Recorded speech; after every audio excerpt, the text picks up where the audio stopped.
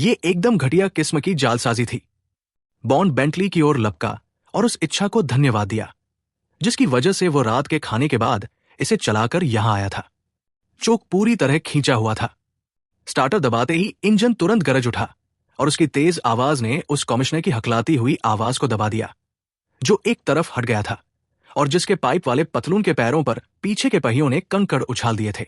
Gate के बाहर car by और झटके से मुड़ी तो बॉन्ड को सिट्रोन की आगे से चलने वाली ड्राइव और नीची चेसिस की कमी खली। फिर उसने तेजी से गियर बदले और पीछा करने के लिए खुद को तैयार कर लिया। कुछ पल के लिए उसे बेंटली के विशाल एग्जॉस्ट की आवाज का आनंद आया जो शहर की छोटी सी मुख्य सड़क के दोनों ओर से टकराकर वापस उसके कानों तक आ रही थी। जल्द ही वो समुद्र के किनारे वाली सड़क पर पहुंच गया। ये रेत के टीलों के बीच से गुजरने वाला चौड़ा राजमार्ग था। सुबह की ड्राइव के दौरान बॉन्ड ने देखा था कि इसकी सतह बहुत अच्छी थी और मोड़ों पर सड़क के किनारे चमकने वाली कैटसाइज भी लगी हुई थी। उसने इंजन की गति बढ़ाई और कार को पहले 80 फिर 90 मील प्रति घंटे तक पहुंचा दिया। बेंटली की विशाल मर्चल हेडलाइट्स रात के अंधेरे को चीरते हुए लगभग आधे मील लंबी एक सुरक्षित सफेद सुरंग बना रही थी। बॉन्ड जानता था कि सिट्रोन इसी रास्ते से गई होगी। उसने शहर से बाहर तक उसके एग्जॉस्ट की आवाज सुनी थी और मोड़ों पर अभी भी थोड़ी सी धूल हवा में तैर रही थी। उसे उम्मीद थी कि जल्द ही उसे दूर से उसकी हेडलाइट्स दिखाई देंगी। रात शांत और साफ थी। केवल समुद्र की ओर शायद गर्मियों की हल्की धुंध थी क्योंकि बीच बीच में उसे समुद्र के किनारे से फॉगॉन्स की आवाज सुनाई दे रही थी जो लोहे के मवेशियों के रंभाने जैसी लग रही थी। जैसे जैसे वो रात में कार को और तेज भगाता गया उसके दिमाग का दूसरा हिस्सा वेस्पर और एम को कोस रहा था कि उन्होंने उसे इस काम पर क्यों भेजा था। उसे इसी बात का डर था। ये बेवकूफ औरतें सोचती थी कि वे पुरुषों जैसा काम कर सकती है। आखिर वे घर पर रहकर अपने बर्तन क्यों नहीं संभाल सकती थी, अपने कपड़े पहनकर गपशप क्यों नहीं कर सकती थी और पुरुषों का काम पुरुषों पर क्यों नहीं छोड़ सकती थी। और अब ठीक उसके साथ ये हो गया था जबकि काम इतनी शानदार तरह से पूरा हुआ था। वेस्पर इस तरह की पुरानी चाल में फंस गई थी और शायद उसे पकड़ लिया गया था। अब शायद उसे फिरौती के लिए बंधक बनाया गया था, बिल्कुल किसी घटिया कॉमिक स्ट्रिप की नायिका की तरह। उस बेवकूफ लड़की के कारण जिस मुसीबत में वो फंस गया था उसके बारे में सोचकर बॉन्ड का खून खौल रहा था। बेशक योजना बिल्कुल साफ थी, लड़की के बदले उसके 40 मिलियन वाले चेक की मांग। लेकिन वो ये सौदा नहीं करेगा, बिल्कुल नहीं। वो सर्विस में थी और जानती थी कि वो किस खतरे का सामना कर रही है। वो एम से भी इस बारे में नहीं पूछेगा। ये मिशन उसकी जिंदगी से ज्यादा महत्वपूर्ण था। बहुत बुरा हुआ। वेस्पर एक अच्छी लड़की थी लेकिन वो इस बचकानी चाल में नहीं फंसने वाला था। कोई सौदा नहीं। वो सिट्रोन को पकड़ने की कोशिश करेगा और उनसे गोलीबारी करेगा। अगर इस दौरान वेस्पर को गोली लग गई तो यह भी बहुत बुरा होगा।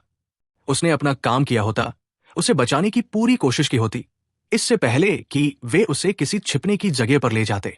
लेकिन अगर वो उन्हें पकड़ नहीं पाया तो वो अपने होटल लौट जाएगा, सो जाएगा और इस बारे में और कुछ नहीं करेगा।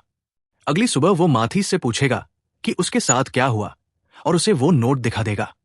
अगर लेट चिफर लड़की के बदले बॉन्ड से पैसे मांगता तो बॉन्ड कुछ नहीं करता और किसी को कुछ नहीं बताता। उस लड़की को खुद ही परिणाम भुगतना पड़ता। अगर कमिश्नर आकर वो सब बताता जो उसने देखा था तो बॉन्ड झूठ बोलकर बात संभाल लेता। वो कहता कि उसका लड़की के साथ नशे में झगड़ा हो गया था। बॉन्ड का दिमाग इस समस्या को लेकर लगातार उबलता रहा जबकि वो अपनी विशाल कार को समुद्र के किनारे वाली सड़क पर तेजी से दौड़ा रहा था। वो अपने आप ही मोड़ काट रहा था और साथ ही इस बात पर नजर रख रहा था कि कहीं रॉयल की ओर जाने वाली कोई गाड़ी या साइकिल वाला रास्ते में ना आ जाए। सीधी सड़क मिलते ही अमहर्स्ट विलियस सुपरचार्जर ने बेंटली के 25 हॉर्स पावर वाले इंजन को और जोर दिया और इंजन ने रात के सन्नाटे में दर्द से चीखने जैसी तेज आवाज निकालनी शुरू कर दी। फिर इंजन की गति लगातार बढ़ती गई और स्पीडोमीटर पर सुई 110 से आगे निकलकर 120 माइल पर आवर तक पहुंच गई। बॉन्ड जानता था कि वो तेजी से सिट्रोन के करीब पहुंच रहा है। सामान से लदी सिट्रोन इस सड़क पर भी मुश्किल से 80 मील प्रति घंटे की रफ्तार पकड़ सकती थी। एक अचानक आए विचार के साथ उसने गति घटाकर 70 मील प्रति घंटे कर दी। उसने फॉगलाइट्स जला दी और दोनों मर्चल हेडलाइट्स बंद कर दी। और सचमुच अपनी तेज हेडलाइट्स की चकाचौंध हटने के बाद उसे 1-2 मील आगे दूसरी कार की हल्की रोशनी दिखाई दी। उसने डैशबोर्ड के नीचे हाथ डाला और एक छिपे हुए होल्स्टर से लंबी नली वाली कॉल्ट आर्मी स्पेशल डॉटर्स निकाली और उसे अपने बगल की सीट पर रख दिया। अगर सड़क की सतह ने उसका साथ दिया तो वो लगभग 100 गज की दूरी से उनके टायरों या पेट्रोल टैंक को निशाना बना सकता था। फिर उसने बड़ी हेडलाइट्स दोबारा जलाईं और कार को पूरी ताकत से पीछा करने के लिए दौड़ा दिया। अब वो बिल्कुल शांत और सहज महसूस कर रहा था। वेस्पर की जिंदगी की समस्या अब उसके लिए कोई समस्या नहीं रह गई थी। डैशबोर्ड की नीली रोशनी में उसका चेहरा कठोर लेकिन शांत दिखाई दे रहा था। आगे सिट्रोन में 3 आदमी और एक लड़की थी। ले चिफर गाड़ी चला रहा था। उसका भारी शरीर आगे की ओर झुका हुआ था और उसके हाथ स्टीयरिंग व्हील पर हल्के और नाजुक ढंग से टिके हुए थे। उसके बगल में वो ठिगना आदमी बैठा था जो कैसीनो में छड़ी लेकर आया था। उसके बाएं हाथ में एक मोटा लीवर था जो उसके पास से निकलकर लगभग फर्श की ऊंचाई तक फैला हुआ था। देखने में ऐसा लगता था जैसे वो ड्राइविंग सीट को एडजस्ट करने वाला लीवर हो। पिछली सीट पर लंबा पतला गनमैन आराम से पीछे की ओर लेटा हुआ था। वो छत की ओर देख रहा था और कार की खतरनाक रफ्तार से बिल्कुल बेपरवाह दिखाई दे रहा था। उसका दाहिना हाथ वेस्पर की बाई जांघ पर रखा था। वेस्पर की टांगों को छोड़कर जो कमर तक खुली थी, उसका बाकी शरीर उसके लंबे काले वेलवेट स्कर्ट में लिपटा हुआ था। उस स्कर्ट को उसके हाथों और सिर के ऊपर उठा दिया गया था और सिर के ऊपर रस्सी से बांध दिया गया था। जहां उसका चेहरा था वहां वेलवेट में एक छोटा सा छेद फाड़ दिया गया था ताकि वो सांस ले सके। उसे किसी और तरीके से बांधा नहीं गया था। वो चुपचाप पड़ी थी और कार के हिलने के साथ उसका शरीर धीरे धीरे हिल रहा था। ले चिफर का आधा ध्यान आगे की सड़क पर और आधा रियरव्यू मिरर में दिखाई दे रही बॉन्ड की तेज हेडलाइट्स पर था। जब शिकारी और शिकार के बीच की दूरी घटकर केवल 1 मील रह गई, तब भी वो परेशान नहीं हुआ। उसने कार की गति 80 से घटाकर 60 मील प्रति घंटे कर दी। अब जैसे ही वो एक मोड़ से गुजरा, उसने गति और कम कर दी। कुछ 100 गज आगे एक मिशेलिन पोस्ट दिखाई दे रहा था जो बता रहा था कि एक छोटी स्थानीय सड़क मुख्य राजमार्ग को पार करती है। अटेंशन, उसने अपने बगल में बैठे आदमी से तेज आवाज में कहा। उस आदमी का हाथ लीवर पर और कस गया। क्रॉसरोड से 100 गज पहले उसने कार की गति घटाकर 30 मील प्रति घंटे कर दी। मिरर में बॉन्ड की विशाल हेडलाइट्स मोड़ को रोशन कर रही थी। ले चिफर ने जैसे कोई फैसला कर लिया। अलेज, उसके बगल वाले आदमी ने लीवर को तेजी से ऊपर खींचा। कार के पीछे का बूट एक विशाल वेल के मुंह की तरह खुल गया। सड़क पर किसी चीज के गिरने की खनखनाहट हुई और फिर लगातार ऐसी झंझाहट सुनाई देने लगी जैसे कार अपने पीछे लोहे की लंबी जंजीरें घसीट रही हो। कूपेज, उस आदमी ने लीवर को जोर से नीचे दबाया और जंजीरों जैसी वो आवाज आखिरी खनखनाहट के साथ अचानक बंद हो गई। ले चिफर ने फिर मिरर में देखा। बॉन्ड की कार अभी मोड़ में प्रवेश कर रही थी। ले चिफर ने रेसिंग गियर बदला और सिट्रोन को तेजी से बाई ओर मोड़ते हुए संकरी साइड रोड पर उतार दिया। उसी समय उसने अपनी हेडलाइट्स भी बंद कर दी। उसने एक झटके के साथ कार रोक दी और तीनों आदमी तेजी से बाहर निकल गए। वे एक नीची हेज की आड़ लेते हुए वापस क्रॉसरोड्स की ओर दौड़े जो अब बेंटली की तेज रोशनी से पूरी तरह जगमगा रहा था। तीनों के हाथों में रिवॉल्वर थे और उस पतले आदमी के दाहिने हाथ में एक बड़ी काली अंडे जैसी चीज भी थी। बेंटली एक एक्सप्रेस ट्रेन की तरह चीखती हुई उनकी ओर बढ़ रही थी। जैसे ही बॉन्ड मोड़ पर पहुंचा, उसने अपने शरीर और हाथों की हल्की हरकतों से विशाल बेंटली को सड़क के झुकाव के साथ संतुलित रखा। दोनों कारों के बीच की दूरी अब और कम हो चुकी थी और वो आगे की योजना बना रहा था। उसे लग रहा था कि अगर मौका मिला तो दुश्मन का ड्राइवर किसी साइड रोड में मुड़ने की कोशिश करेगा। इसलिए जब वो मोड़ पार करके आगे पहुंचा और उसे कोई रोशनी दिखाई नहीं दी, तो उसने स्वाभाविक रूप से एक्सेलरेटर से पैर हल्का कर लिया। मिशेलिन का संकेत स्तंभ देखते ही वो ब्रेक लगाने के लिए तैयार हो गया। वो लगभग 60 मील प्रति घंटे की रफ्तार से चल रहा था जब सड़क के दाहिने हिस्से पर उसे एक काला धब्बा दिखाई दिया। उसने समझा कि यह सड़क किनारे किसी पेड़ की परछाई होगी, लेकिन अब खुद को बचाने के लिए बहुत देर हो चुकी थी।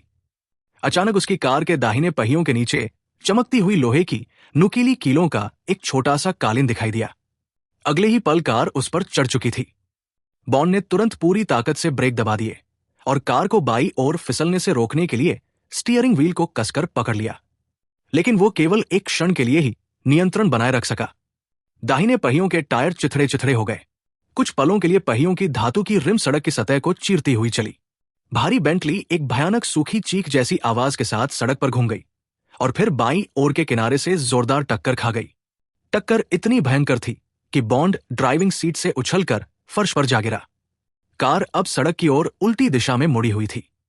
उसके अगले पहिए हवा में घूम रहे थे और विशाल हेडलाइट्स आसमान में रोशनी खोज रही थी। एक पल के लिए पेट्रोल टैंक के सहारे खड़ी हुई कार किसी विशाल प्रेइंग मैंटिस की तरह दिखाई दी, मानो अपने अगले पैर उठाकर आकाश को छूने की कोशिश कर रही हो। फिर वो धीरे धीरे पीछे की ओर पलट गई और धातु तथा कांच टूटने की भयावह आवाज के साथ जमीन पर गिर पड़ी। इसके बाद चारों ओर कान फाड़ देने वाली खामोशी छा गई। केवल बाईं ओर का अगला पहिया कुछ क्षण तक धीरे धीरे घूमता रहा और फिर एक हल्की सी चींची की आवाज के साथ रुक गया। ले चिफर और उसके दोनों आदमियों को अपने छिपने के स्थान से केवल कुछ गज चलकर आना पड़ा। बंदूकें रख दो और इसे बाहर निकालो, ले चिफर ने कठोर स्वर में आदेश दिया। मैं तुम लोगों को कवर देता हूं। ध्यान रखना, मुझे इसकी लाश नहीं चाहिए। और जल्दी करो, सुबह होने वाली है। दोनों आदमी घुटनों के बल बैठ गए। उनमें से एक ने लंबा चाकू निकाला और कन्वर्टिबल की छत के कपड़े का एक हिस्सा काट दिया। फिर उसने बॉन्ड के कंधों को पकड़ लिया। बॉन्ड बेहोश था और बिल्कुल नहीं हिल रहा था। दूसरा आदमी उल्टी पड़ी कार और सड़क के किनारे के बीच की तंग जगह में घुस गया। वो टूटे हुए खिड़की के फ्रेम से अंदर पहुंचा और बॉन्ड की टांगों को छुड़ाने लगा, जो स्टीयरिंग व्हील और कार की मुड़ी हुई छत के बीच फंसी हुई थी। फिर दोनों ने मिलकर उसे धीरे धीरे खींचकर छत में बने छेद से बाहर निकाला। जब तक वे बॉन्ड को सड़क पर लेटा पाए, तब तक वे पसीने, धूल और तेल से लथपथ हो चुके थे। पतले आदमी ने बॉन्ड की नब्ज देखी और फिर उसके चेहरे पर दोनों तरफ जोरदार थप्पड़ मारे। बॉन्ड ने हल्की कराह भरी और एक हाथ हिलाया। उस आदमी ने फिर थप्पड़ मारा। बस, ले चिफर ने कहा, इसके हाथ बांधो और इसे कार में डाल दो। ये लो। उसने एक आदमी की ओर तार जैसी लचीली रस्सी, फ्लेक्स का रोल फेंका। पहले इसकी जेबें खाली करो और इसकी बंदूक मुझे दो। इसके पास और हथियार भी हो सकते हैं, लेकिन उन्हें बाद में देखेंगे। पतले आदमी ने जो सामान निकाला, ले चिफर ने बिना देखे ही उसे और बॉन्ड की बेरेटा पिस्तौल को अपनी बड़ी जेबों में ठूंस लिया। फिर वो उन्हें काम करने के लिए छोड़कर वापस कार की ओर चला गया। उसके चेहरे पर न खुशी थी, न उत्साह। बॉन्ड को पूरी तरह होश तब आया जब उसकी कलाइयों में बंधी तार जैसी रस्सी चुभने लगी। उसका पूरा शरीर ऐसे दर्द कर रहा था जैसे किसी ने उसे लकड़ी के डंडे से बेरमी से पीटा हो। लेकिन जब उसे खींचकर खड़ा किया गया और सिट्रोन की ओर धकेला गया, जिसका इंजन पहले से धीरे धीरे चल रहा था, तो उसे महसूस हुआ कि उसकी कोई हड्डी नहीं टूटी थी। फिर भी उसमें भागने की कोशिश करने की इच्छा नहीं बची थी। वो बिना विरोध किए घसीटकर कार की पिछली सीट पर बैठा दिया गया। वो शारीरिक और मानसिक दोनों रूप से टूट चुका था। पिछले 24 घंटों में उसे बहुत कुछ सहना पड़ा था और अब दुश्मन का ये आखिरी वार लगभग निर्णायक लग रहा था। इस बार किसी चमत्कार की उम्मीद नहीं थी। किसी को नहीं पता था कि वो कहाँ है और सुबह काफी देर तक कोई उसकी कमी भी महसूस नहीं करेगा। उसकी टूटी हुई कार जल्द ही मिल जाएगी, लेकिन उसके मालिक के रूप में उसकी पहचान होने में कई घंटे लग सकते थे। और फिर वेस्पा। बॉन्ड ने अपनी दाहिनी ओर देखा। पतले आदमी के पार, जो आंखें बंद करके बैठा था। उसकी पहली प्रतिक्रिया तिरस्कार की थी। कमबख्त बेवकूफ लड़की, उसने सोचा। खुद को मुर्गी की तरह बांधने दिया था। उसकी स्कर्ट उसके सिर पर चढ़ा दी गई थी, जैसे ये कोई स्कूल हॉस्टल की शरारत हो। लेकिन फिर उसे उसके लिए दया महसूस हुई। उसकी खुली हुई टांगें इतनी मासूम और असहाय लग रही थी। वेस्पर, उसने धीरे से पुकारा। कोने में पड़े उस बंधे हुए शरीर से कोई जवाब नहीं आया। बॉन्ड के दिल में अचानक एक ठंडा डर दौड़ गया। फिर उसने देखा कि वो हल्का सा हिली। उसी क्षण पतले आदमी ने उसके सीने पर दिल के ऊपर जोरदार उल्टा प्रहार किया। चुप। दर्द से बॉन्ड दोहरा हो गया। वो खुद को बचाने के लिए झुका ही था कि अगले ही पल उसकी गर्दन के पीछे एक और घूंसा पड़ा। उसका शरीर पीछे की ओर झटका खा गया और उसके दांतों के बीच से सांस सीटी जैसी आवाज के साथ निकल गई। पतले आदमी का वार बेहद पेशेवर था। उसने हाथ के किनारे से ऐसा सटीक और घातक प्रहार किया था कि बॉन्ड सिहर उठा। उसकी हरकतों में न गुस्सा था, न अतिरिक्त मेहनत। वो फिर से आंखें बंद करके बैठ गया। वो ऐसा आदमी था जिससे डर लगता था। एक बुरा, खतरनाक आदमी। बॉन्ड ने मन ही मन आशा की कि कभी उसे इसे मारने का मौका मिले। अचानक कार का पिछला डिक्की, बूट खोला गया और धातु के टकराने की आवाज आई। बॉन्ड ने अंदाजा लगाया कि वे तीसरे आदमी का इंतजार कर रहे थे, जो सड़क पर बिछाई गई नुकीली लोहे की जंजीरों वाली चादर वापस लेने गया था। उसे लगा कि यह शायद उन कीलदार उपकरणों का बदला हुआ रूप था, जिनका इस्तेमाल रेजिस्टेंस के लोग जर्मन अधिकारियों की कारों को रोकने के लिए करते थे। एक बार फिर उसने इन लोगों की कुशलता और उनके उपकरणों की चतुराई के बारे में सोचा। क्या एम ने उनकी क्षमता को कम आंका था? उसने लंदन को दोष देने की इच्छा को दबा दिया। गलती उसकी अपनी थी। उसे पहले ही छोटे छोटे संकेतों से सावधान हो जाना चाहिए था और कहीं ज्यादा सतर्कता बरतनी चाहिए थी। उसे याद आया कि जब वो रूई गलंत में आराम से शैंपेन पी रहा था, तब दुश्मन उसके खिलाफ अपनी अगली चाल तैयार कर रहा था। उसने खुद को कोसा और उस घमंड को भी, जिसने उसे यह विश्वास दिला दिया था कि लड़ाई जीत ली गई है और दुश्मन भाग चुका है। इस पूरे समय लेड चिफर ने एक शब्द भी नहीं कहा था। जैसे ही डिक्की बंद हुई, तीसरा आदमी कार में आकर बैठ गया। बॉन्ड ने उसे तुरंत पहचान लिया। लेड चिफर ने तेजी से कार को पीछे लिया, फिर मुख्य सड़क पर मोड़ दिया। उसने जोर से गियर बदला और कुछ ही क्षणों में सिट्रोन समुद्र किनारे वाली सड़क पर 70 मील प्रति घंटे की रफ्तार से दौड़ रही थी। अब तक सुबह होने लगी थी। बॉन्ड ने अनुमान लगाया कि लगभग 5 बज रहे होंगे। उसे याद आया कि कुछ मील आगे ले चिफर की विला की ओर जाने वाला मोड़ आता है। पहले उसने नहीं सोचा था कि वे वेस्पर को वहां ले जाएंगे, लेकिन अब उसे समझ में आ गया था कि वेस्पर तो केवल एक चारा थी, एक छोटी मछली जिससे बड़ी मछली फंसाई गई थी। और तभी पूरी तस्वीर उसके सामने साफ हो गई। यह बेहद डरावना दृश्य था। बॉन्ड को पकड़े जाने के बाद पहली बार सचमुच डर महसूस हुआ। वो डर उसकी रीढ़ की हड्डी में धीरे धीरे रेंगता हुआ ऊपर चढ़ने लगा। 10 मिनट बाद सिट्रोन बाई ओर मुड़ी और लगभग 100 गज तक एक छोटी सी साइड रोड पर दौड़ी, जो जगह घास से ढकी हुई थी। फिर वो जर्जर स्टक्कों के 2 खंभों के बीच से निकलकर एक बेतरतीब फोकॉट में पहुंची, जिसे चारों ओर से ऊंची दीवार ने घेर रखा था। वे एक उखड़ते हुए सफेद दरवाजे के सामने जाकर रुके। दरवाजे के फ्रेम में लगे जंग खाए बेलपुश के ऊपर लकड़ी की पट्टी पर छोटे छोटे जिंक के अक्षरों में लिखा था लेज नॉक्टैम्ब्यूल्स, और उसके नीचे सोनेस एसवीपी। बॉन्ड को जितना सीमेंट वाले बाहरी हिस्से से दिखाई दे रहा था, उससे समझ में आता था कि विला फ्रांस के समुद्री इलाकों में मिलने वाली सामान्य शैली की थी। वो कल्पना कर सकता था कि गर्मियों में इसे किराए पर देने से पहले यहां मरी हुई ब्लू बॉटल्स को जल्दी जल्दी साफ किया जाता होगा और रॉयल के एस्टेट एजेंट द्वारा भेजी गई सफाई करने वाली महिला कुछ समय के लिए बंद पड़े कमरों में हवा भरती होगी। हर 5 साल में कमरों और बाहर की लकड़ी पर सफेदी की एक नई परत चढ़ा दी जाती होगी और कुछ हफ्तों के लिए विला दुनिया के सामने मुस्कुराता हुआ चेहरा पेश करती होगी। फिर सर्दियों की बारिश अपना काम शुरू कर देती होगी। बंद कमरों में फंसी मक्खियां और नमी मिलकर जल्द ही विला को फिर से उसी उजड़े हुए रूप में बदल देती होंगी। लेकिन बॉन्ड ने सोचा कि अगर उसका अंदाजा सही था कि लेड चिफर आज सुबह यहां क्या करने वाला है, तो ये जगह उसके उद्देश्य के लिए बेहद उपयुक्त थी। उसके पकड़े जाने के बाद से उन्होंने कोई दूसरा घर नहीं देखा था और पिछले दिन की अपनी जांच के आधार पर बॉन्ड जानता था कि दक्षिण दिशा में कई मील तक केवल कभी कभार कोई फार्म ही दिखाई देता था। जब पतले आदमी ने उसकी पसलियों में अपनी कोहनी जोर से मारकर उसे कार से बाहर निकलने के लिए मजबूर किया, तो बॉन्ड समझ गया कि लेड चिफर के पास अब कई घंटों तक उन्हें दोनों को बिना किसी रुकावट के अपने कब्जे में रखने का मौका था। एक बार फिर उसकी त्वचा में सिहरन दौड़ गई। लेड चिफर ने चाबी से दरवाजा खोला और अंदर गायब हो गया। वेस्पर सुबह की रोशनी में बेहद असहाय और अशोभनीय अवस्था में दिखाई दे रही थी। उसे उस आदमी ने अंदर धकेला जिसे बॉन्ड मन ही मन द कॉर्सिकन कहता था। वो आदमी उस पर अश्लील फ्रेंच में लगातार कुछ बोल रहा था। बॉन्ड उसके पीछे पीछे अंदर चला गया, इससे पहले कि पतला आदमी उसे आगे बढ़ने के लिए मजबूर कर पाता। मुख्य दरवाजे की चाबी घूमी और ताला बंद हो गया। लेड चिफर दाईं ओर बने एक कमरे के दरवाजे पर खड़ा था। उसने बॉन्ड की ओर उंगली मोड़ी, एक शांत लेकिन आदेश देने वाला इशारा। वेस्पर को घर के पीछे की ओर जाने वाले पैसेज में ले जाया जा रहा था। तभी बॉन्ड ने फैसला कर लिया। उसने पीछे की ओर एक जोरदार लात मारी। उसकी एड़ी पतले आदमी की पिंडलियों पर लगी और उसके मुंह से दर्द की सीटी निकल गई।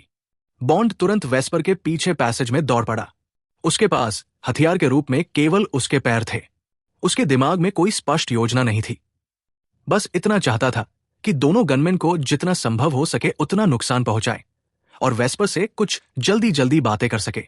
इस समय कोई और योजना संभव भी नहीं थी। वो केवल उसे ये बताना चाहता था कि वो हार न माने। शोर सुनकर जैसे ही द कॉर्सिकन पीछे मुड़ा, बॉन्ड उसके ऊपर पहुंच चुका था। उसने अपना दाया पैर उठाकर पूरी ताकत से उसके शरीर के निचले हिस्से पर फ्लाइंग किक मारी। बिजली जैसी तेजी से द कॉर्सिकन पीछे हटकर पैसेज की दीवार से जा लगा। बॉन्ड का पैर उसकी कमर के पास से हवा को चीरता हुआ निकल ही रहा था कि द कॉर्सिकन ने बेहद तेजी से लेकिन आश्चर्यजनक रूप से सहज ढंग से अपना बायां हाथ आगे बढ़ाया। उसने बॉन्ड के जूते को उसके ऊपरी हिस्से से पकड़ लिया और उसे जोर से मरोड़ दिया। बॉन्ड पूरी तरह अपना संतुलन खो बैठा। उसका दूसरा पैर भी जमीन से उठ गया। हवा में उसका पूरा शरीर घूम गया और उसकी अपनी तेज दौड़ की गति के कारण वो जोरदार तरीके से एक तरफ फर्श पर जा गिरा। कुछ क्षण तक वो वहीं पड़ा रहा। टक्कर से उसके फेफड़ों की सारी हवा निकल गई थी। फिर पतला आदमी उसके पास आया और उसके कॉलर से पकड़कर उसे दीवार के सहारे खड़ा कर दिया। उसके हाथ में बंदूक थी। उसने बॉन्ड की आंखों में गौर से देखा, जैसे उसका निरीक्षण कर रहा हो। फिर बिना किसी जल्दबाजी के वो नीचे झुका और बंदूक की नली से बॉन्ड की पिंडलियों पर बेरहमी से वार कर दिया।